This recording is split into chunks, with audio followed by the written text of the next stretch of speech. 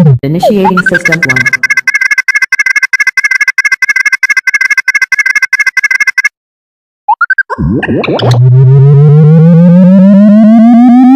System 1 loaded.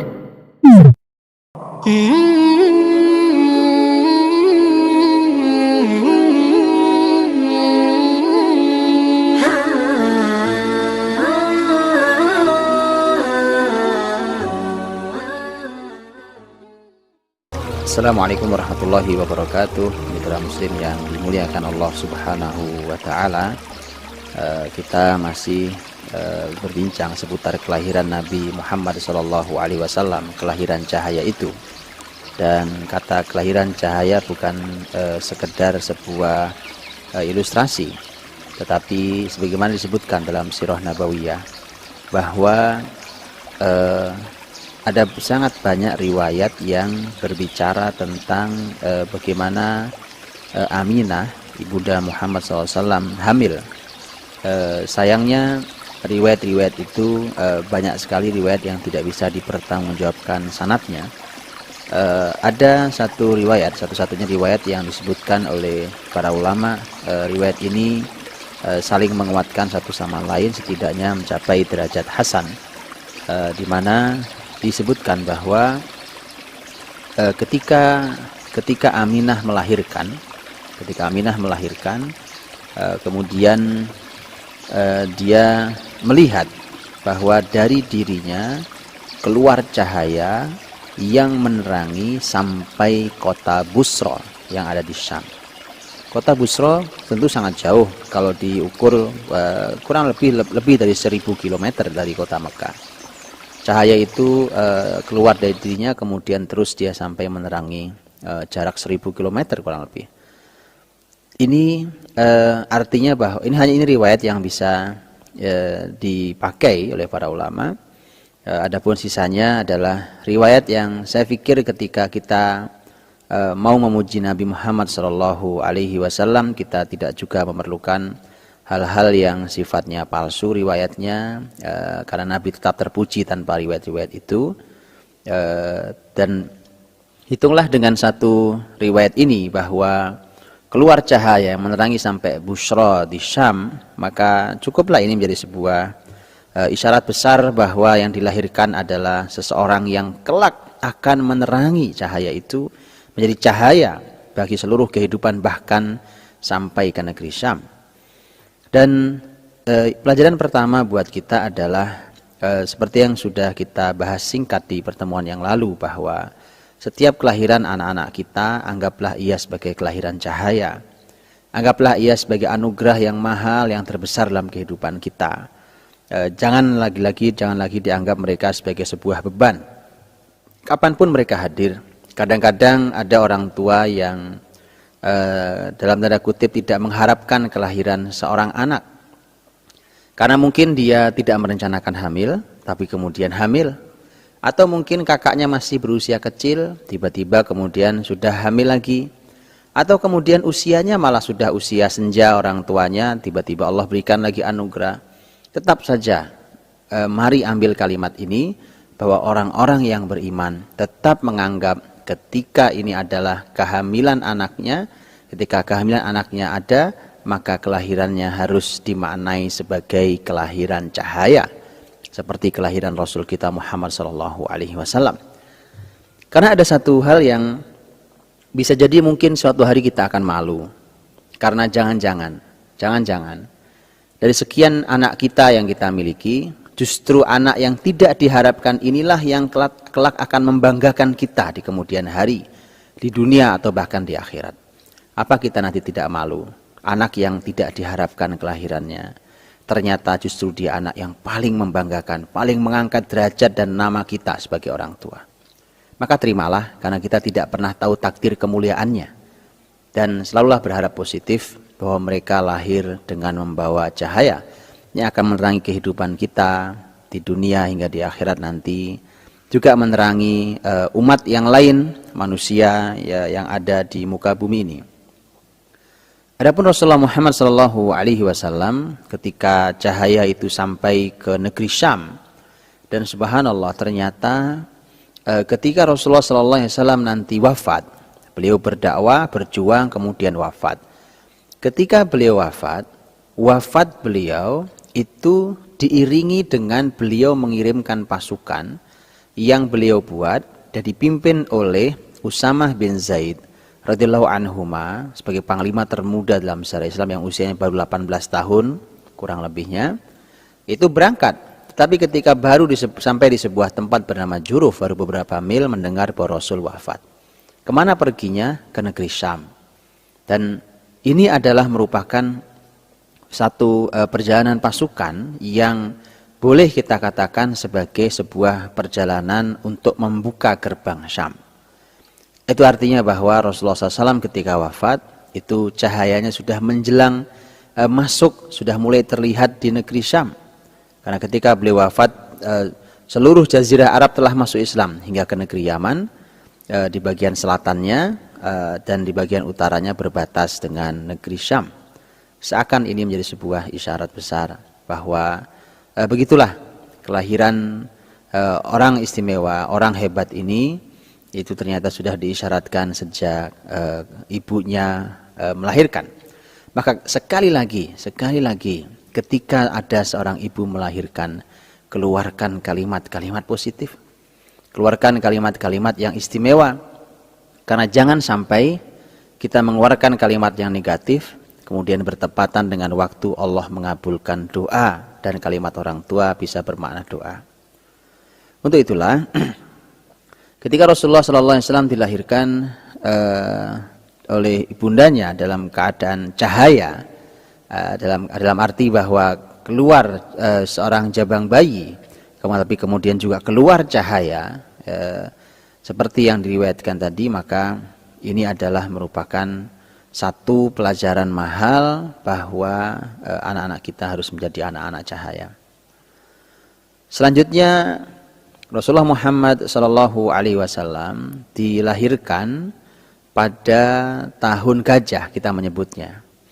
Dan ini adalah satu pendapat yang tepat, karena ada beberapa pendapat sebenarnya tentang kapan Rasul Muhammad SAW dilahirkan. Ini adalah pendapat yang tepat karena langsung didukung oleh Al-Quranul Karim, di mana kita tahu bahwa Allah berfirman tentang peristiwa gajah itu. Walaupun di sana tidak disebutkan bahwa Nabi lahir di peristiwa itu, tapi ada riwayat-riwayat yang menyampaikan bahwa Nabi lahir di peristiwa gajah itu.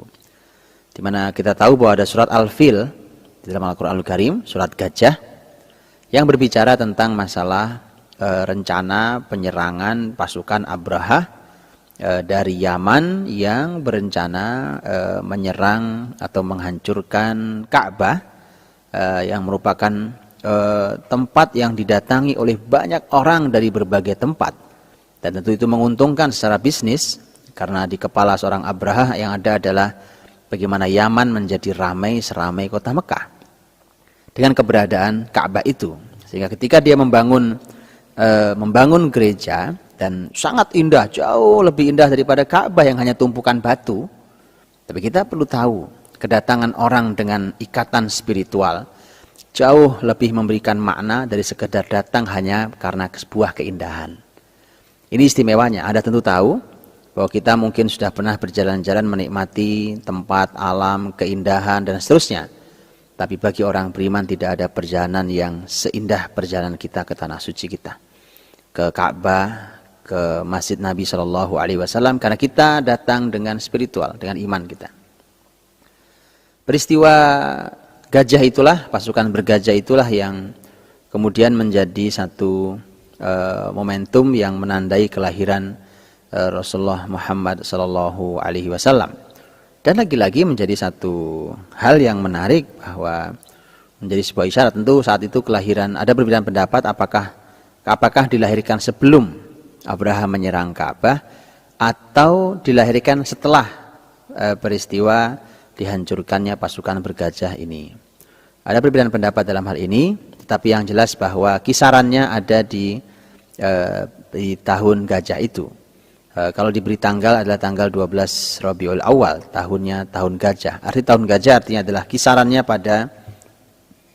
pada peristiwa penyerangan gajah, karena itu peristiwa besar, di mana masyarakat Quraisy sendiri menyaksikan peristiwa yang sangat ajaib sebagaimana yang dikisahkan dalam surat Al-Fil, ketika datang burung dalam jumlah yang sangat banyak, ababil, tayran ababil, burung dalam jumlah yang sangat banyak sekali, dan itulah yang kemudian melempari mereka dengan batu-batu yang panas. Dan hancurlah mereka, matilah mereka, kecuali hanya bersedikit yang lari. Dan ini peristiwa sangat dikenang oleh masyarakat Quraisy, dan untuk itulah ketika lahir seorang Muhammad maka mudah mengenangnya, lahir pada peristiwa pasukan bergajah yang hendak menyerang Ka'bah. Ini pun menjadi sebuah pelajaran, menjadi sebuah isyarat tentang sebuah kelahiran. Ketika seorang anak lahir dengan momentum sebuah peristiwa, maka maknailah tetap dengan makna yang positif. Kalau kita melihat contohnya, kita melihat bahwa Rasulullah Muhammad SAW dilahirkan ketika orang zalim itu, pasukan raja zalim itu, ternyata Allah hancurkan ketika mereka siap menghancurkan rumah Allah. Lahir seorang nabi. Allah ingin menegaskan bahwa ini Baitullah, ini ada rumah, adalah rumah Allah, adalah tempat ibadah orang-orang yang beriman, tidak boleh dihancurkan oleh tangan-tangan zalim. Bahkan ketika manusia sudah tidak mampu menjaganya, Allah sendiri yang menjaga rumahnya. Dan inilah yang dikatakan oleh Abdul Muttalib sang kakek, bahwa inna lil baiti rabban yahmi, bahwa adapun rumah ini, Ka'bah ini memiliki tempat, memiliki Tuhan yang melindunginya. Dan ketika peristiwanya peristiwa yang positif kita melihatnya, mungkin kalau kita melahirkan seorang anak yang melahirkan seorang anak dalam sebuah momentum yang buat kita spesial, dalam keadaan hati sedang baik, kemudian terjadi peristiwa yang juga menyenangkan, mungkin kita akan berpikir positif bahwa alhamdulillah anak saya lahir dalam keadaan sebuah momentum yang menarik. Saya ingin berikan satu contoh bahwa dalam sejarah Islam ada orang besar yang dilahirkan dalam sebuah momentum yang tidak nyaman. Sampai ketika anak ini dilahirkan, kemudian ayahnya sendiri yang berkata, kasihan kamu nak, lahir dalam keadaan yang seperti ini.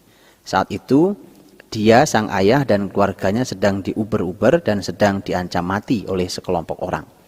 Kemudian dia terpaksa harus berpindah meninggalkan kampung halamannya dan membawa anak itu pergi dari tempat kampung halamannya. Mendengarkan kalimat negatif itu segera dicegah oleh keluarganya yang lain. Dan bahkan yang keluar kalimatnya adalah, mengapa engkau katakan itu? Tidakkah engkau justru berharap bahwa kelak anakmu anak yang luar biasa, lahir dalam momentum ini, siapa tahu dialah pemimpin hebat. Dan benar. Dan silahkan baca, orang itu adalah orang besar yang kita semuanya mengenalnya sebagai seorang pahlawan yang hebat, yaitu Salahuddin Al-Ayyubi rahimahullah ta'ala. Orang besar yang dalam sejarah Islam kita kenal, dari kelahiran Irak, yang kemudian dia pergi nanti ke tempat di Suriah, yaitu di wilayah Halab. Itu artinya bahwa dalam momentum yang negatif sekalipun, yang mungkin kita jadi terbawa-bawa, ya, itu tidak diizinkan dalam Islam. Tetaplah berpikir sangat positif bahwa kelahiran mereka adalah kelahiran yang istimewa, kelahiran yang positif, apalagi ketika diiringi dengan peristiwa-peristiwa yang baik. Mudah-mudahan kita berharap bahwa Allah Subhanahu wa taala memberikan kebaikan juga. Yang perlu diketahui adalah bahwa memang kita dalam Islam juga diajari untuk tidak menganggap sial dan untung hanya karena sesuatu, karena peristiwa. Nanti namanya tatayur namanya. Kita tidak diizinkan untuk itu. Tetapi ini dalam rangka supaya kita tahu bahwa jangan sampai kita terbiasa terpengaruh hanya oleh sebuah peristiwa, kemudian kita menganggap hoki, beruntung, atau kemudian sial. Karena itu dilarang dalam Islam. Saya hanya ingin menjelaskan bahwa apa yang kita bahas tentang Rasulullah Muhammad SAW, dan Allah SWT melahirkan dalam sebuah peristiwa besar, yaitu momentum pasukan bergajah, di mana disitulah ditegaskan bahwa Ka'bah ini ada yang punya. bahwa Ka'bah ini milik Allah Subhanahu wa taala, dan kemudian dilahirkanlah nabi yang akan memuliakan Ka'bah, rumah Allah yang telah dikotori oleh orang-orang musyrik saat itu. Mereka tetap mereka membangun Ka'bah itu, tetap mereka melakukan ibadah sekitar Ka'bah, tetapi mereka melakukan kemusyrikan sampai mereka melakukan perbuatan nista di sekitar rumah Allah Subhanahu wa taala. Maka kelahiran Nabi Muhammad SAW adalah kelahiran yang akan memuliakan kembali kiblat, akan memuliakan Ka'bah, akan memuliakan Baitullah. Dan disinilah sekali lagi bahwa mari kita maknai kelahiran anak-anak kita sebagai kelahiran cahaya. Mudah-mudahan Anda bisa ambil hikmahnya. Fa'tabiru ya ulil absar. Ambillah pelajaran wahai orang-orang yang mau berpikir. Assalamualaikum warahmatullahi wabarakatuh.